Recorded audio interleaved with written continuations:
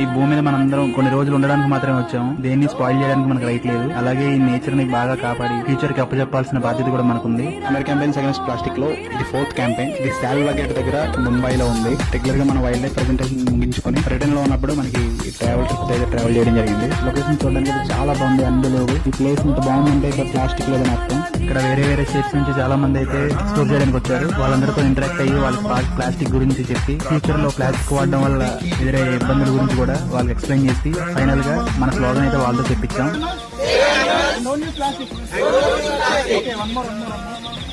Save nature, save animals, and don't use plastic.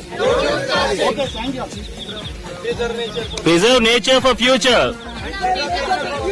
Yes, that's important.